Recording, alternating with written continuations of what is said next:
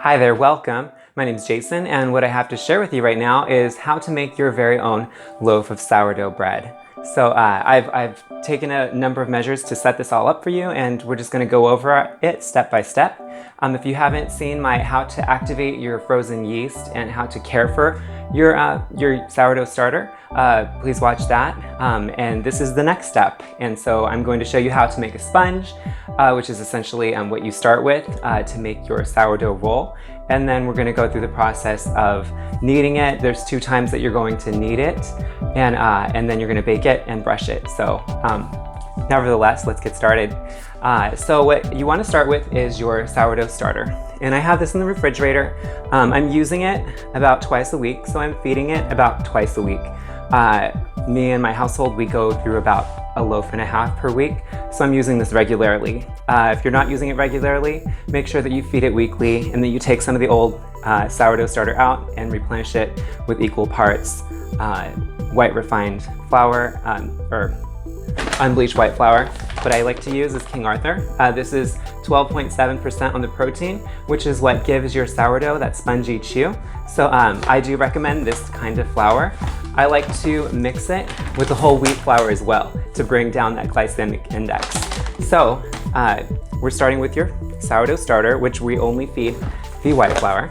And I like to take it out of the fridge and let it sit for like 15 minutes to 30 minutes based on how much time you have, just to kind of let it reactivate because we've paused it in the refrigerator. So one of the reasons I like this kind of jar is because it tells you, even with the screw-on jars, you'll be able to hear it, but I'm gonna try and make this so that you can hear this because I have my mic right here. But when you open it, did you hear that? Anyways, that's an indicator of a very active yeast starter. And if you look right here, we have lots of bubbles. It's very like foamy, and this is kind of what you want it to look like. This is a very healthy, active, well taken care of starter. So I'm just going to close that because I've actually mixed what you need already for the sponge. So you're going to want to get a glass or ceramic bowl, and you're going to want to add in 1/2 a cup of the sourdough starter. And you're going to want to add in a 1/4 cup of purified water and a 1/4 cup of the white flour that we were talking about. You're going to want to stir it up, and this is you're essentially activating the yeast with the flour and the water to kind of get it, like bump it up, get it ready to incorporate the rest of your ingredients. So you're going to mix it together, and you'll have like what looks like kind of pancake batter, and then you're going to cover it. I like to use plastic wrap, and if I don't have plastic wrap, I like parchment paper and a towel. So I'm just doing some parchment paper, kind of keep some of the moisture in there, and a towel. And I'm going to leave this alone for about 30 minutes. And two of the tools that I like to use in the kitchen are time cubes. These are so awesome. If you've never tried using them, they're wonderful in the kitchen. This blue one is in increments of 1, 3, 5, and 7. And then I have a purple one that has alarms that are in increments of 5, 10, 20, and 30. And so since we're gonna let this sit for 30 minutes, I just take my time cube, bam, in 30 minutes, it's gonna go off and start ringing, which is pretty awesome. You can also use whatever alarm you have. You can use your cell phone, whatever's easiest for you. So I'll just set those aside. And so this starter has actually already been sitting for 30 minutes. So we're gonna move directly on to the next step. So here we go. And if you look at this closely, you can kind of see that it's starting to get some bubbles. It's because it's active. This is very active. The starter that you just heard like kind of pop open in this starter jar, I use the same starter in here, so it's very active. So what we're going to do, and if you like to look right here, is I've already measured everything out. I like to I call this my bread spoon. I like a shorter spoon because it makes it easier to kind of like fold the ingredients into each other. But this is very simple. The ingredients for this bread are essentially just the sourdough starter, flour, oil, water, and sea salt. And that's about it. So I'm gonna start adding my ingredients. I like to start with wet first so I get them evenly distributed in the sponge. So I'm gonna start with the water. I have 1 cup, 1 measured full cup of water. I'm going to add a 1/4 cup of olive oil. And you don't have to use olive oil if you don't have it. You can use safflower oil, canola oil, whatever like cooking oil you have on hand you can use. I like to use the olive oil, but you can use whatever type of cooking oil you like. And I have about a measured teaspoon of sea salt, not table salt, just sea salt. So the only ingredient in your salt should be sea salt. So we're gonna add that in. And I've already washed my hands very thoroughly. Before you start any of this, you want to clean your hands super thoroughly, make sure that they are ready, because this is a very hands-on project, so always start with really clean hands. So I've got my ingredients in there. I'm gonna stir them up just to kind of get those wet ingredients incorporated with the sponge. And then I'm going to add my dry ingredients. I've already pre-measured right here. I have 1 cup and 1/4 cup of whole wheat flour. That's this one right here, the organic whole wheat. The brand isn't really too important so much as it's whole wheat. I got some USDA organic whole wheat flour. So I'm going to pour that in there, stir it a little. And then I have 2 measured cups of the unbleached white flour, and I'm gonna add that in there. And then if you like to look right here, I'm just gonna like start folding the flour and the wet ingredients into each other. And I really love these ratios. It works for me every time like a charm. So it might take like a little bit, but we're just gonna kind of stir this together. It just takes a couple minutes. So as you can see, the dry ingredients are getting mixed into those wet ingredients. And I recommend wearing an apron when doing this because it can get kind of messy. And if you don't have an apron, maybe some like slumming clothes or clothes that aren't really important whether you get them dirty or not, because you probably will get some flour or yeast or a combination of the two on you. So you can see it's getting a little doughy. What I do is with the shorter spoon, I just kind of like pull it along the sides of the bowl. And then I like get that dough. As you notice, the dough, it's semi-sticky. And I just say semi because there are stickier dough combinations. So it'll start to get sticky like this, totally normal. So what I do is I just take the spoon, go like that. I've already set some flour aside, some of the white flour, and I've floured this board. So I'm just gonna add a little bit more. I'm gonna add a little bit to the top of this. And this is very unmeasured, so it's just for more for you to eyeball, but just use it as you need it. So I'm gonna take this out and get any little bits that are on the bottom. All right, I'm gonna set that aside.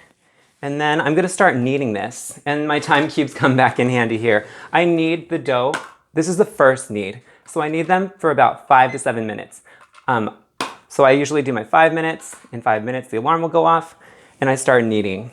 And this is where I kind of like, you know, I try to infuse positivity into the dough. So, you know, I'm not really taking all my stresses out on it. I'm more just like, you know, expressing gratitude for this because this is food. And, you know, I feel like we instill the energy that we have into what we eat. And so I just kind of like send good vibes and love and gratitude to the dough and I knead it up.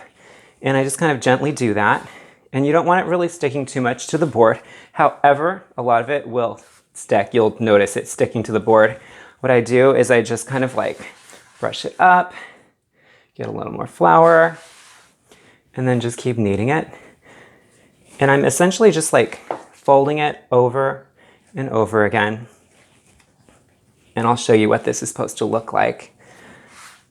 And I really want you to see this because this process is very important. And you know, it's easy to just tell you how to knead something, but actually seeing it, I feel like makes a bigger difference because then you kind of see like, you know, how are they kneading it? And I've seen a bunch of different ways people knead their dough. But, you know, this works for me. I'm not a trained baker, but I have been cooking and baking my whole life. And this makes the basic roll of bread that tastes amazing and wonderful. So it's one that I like to use. Actually, it's one that I came up with. This has been trial and error for a very long time. And now it just works. So I'm kind of flattening it out and I'm not letting it get too dry. One thing is, you know, when you use that full measured cup of water, you really want to use that because the ratios of water to flour, you don't want to start with dough that's too dry. It's so much more difficult to rehydrate dough that's not wet enough than it is to dry out dough that is wet enough. And you can knead it more in the beginning. The second knead that we're going to do in a bit, or in just a minute actually, it's going to be a lot less intensive. So this, I'm folding it over and over, I can push it down a little more. I'm pretty much like smoothing the dough out, and I want the dough to be, relatively smooth. It won't be perfectly smooth, but it'll be pretty smooth. And when it's smooth, that just tells me that the starter and the flour and the water and the oil and the sea salt have all mixed in together. And I do recommend, if you have like high quality ingredients, like a really good organic olive oil, organic flour, those really influence the flavor of your dough. You can even add a little bit of truffle oil if you have that. It adds a wonderful flavor to your bread. So you've kind of gotten the gist of this. And anyways, we're going to move right on to the next step. So I'm just showing you that it won't be perfect, but it'll be smooth enough.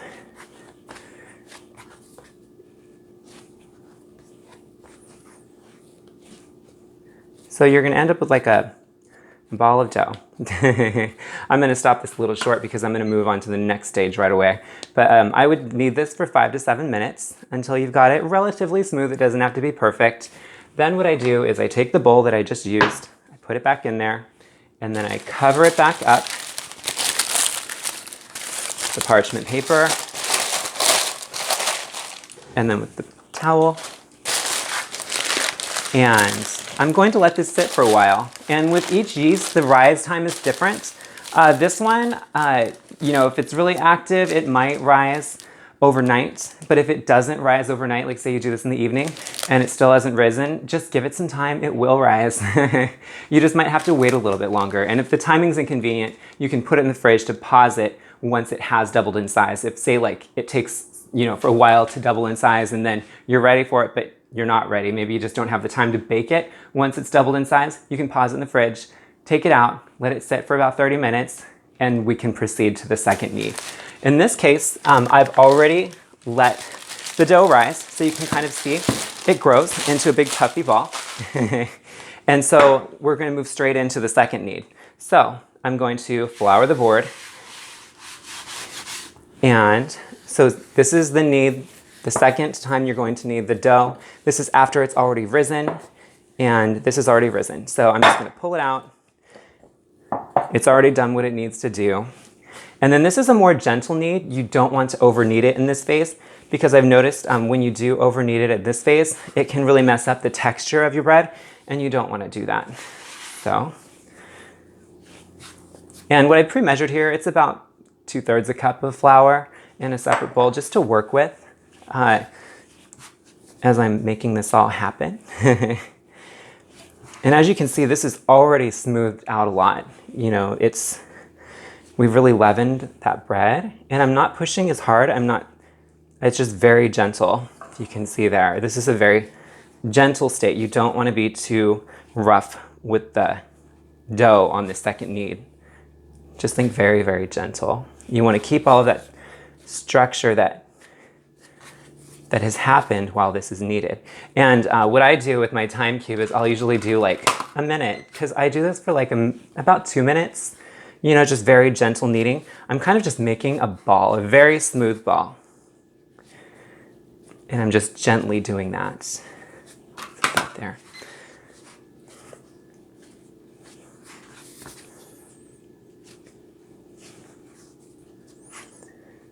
And same thing.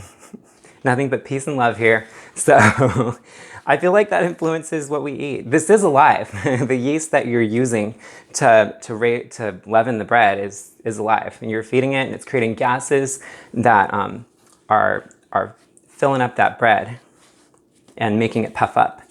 So this is what I'm aiming for. If you can see that there. This is you can kind of see it's got some tightness there. It's like a little dough balloon. If you squeeze it, it's just, You see that? So this is ready to go. So the next phase on this is we're going to put it in your Dutch oven. And that's what I like to use for the bread. It works the best for me. If you don't have a Dutch oven, I highly recommend getting one. If you already have one, so what you want to do is you want it to be pre-oiled. And if you look in here, I've pre-oiled it. And you're just going to gently like set it in the center.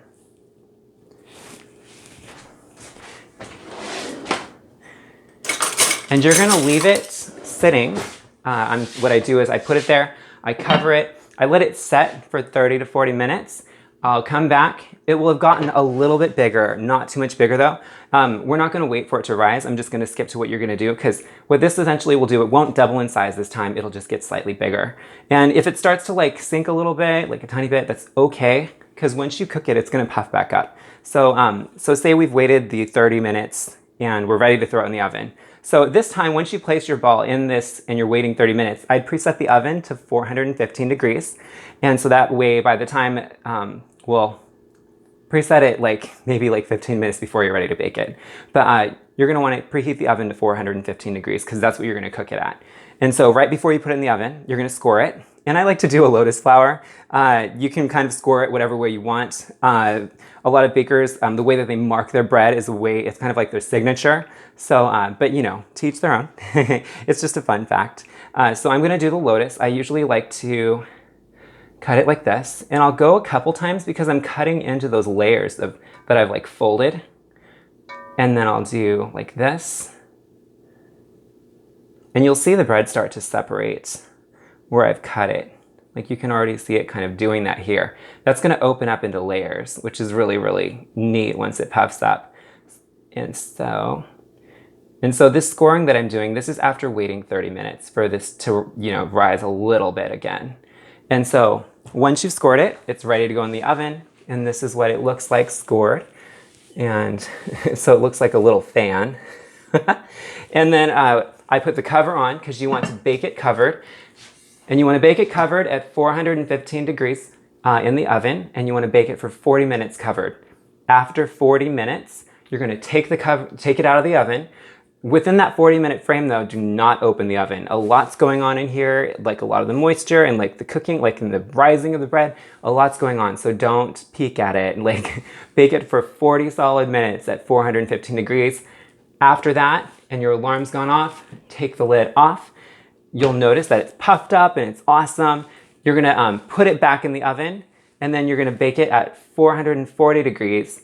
So once you put it back in the oven after taking the lid off, just go to the top, go to 440 degrees and then leave it in the oven for 10 more minutes uncovered. And then that will golden the top. And so once it's golden on the top, it's ready to pull out. And I already have one that's done for you here. This is what you end up with. They're pretty awesome. I love it. See how it really opens up? All of those scores that we put on the top of the bread have opened and we've got the nice brown on the top. What I do once I've removed it from the oven is while it's in the pot, I have, you know, a brush and some oil. It's usually a combination of olive oil and truffle oil with a little bit of sea salt. I'll brush all over the top and then I'll use a spoon and I'll use like an oven mitt and I'll take this out, the loaf of bread from the Dutch oven. I'll set it on a ceramic plate, you know, because it conducts heat well, and I'll let it cool there at room temperature for about 30 minutes to an hour, and then I'll put it back in the Dutch oven. And then I'll just have it there to use at will. So I'm just gonna show you what this looks like when you slice into it, which is pretty neat. So I'm going to save some time, I'm just gonna flip this over.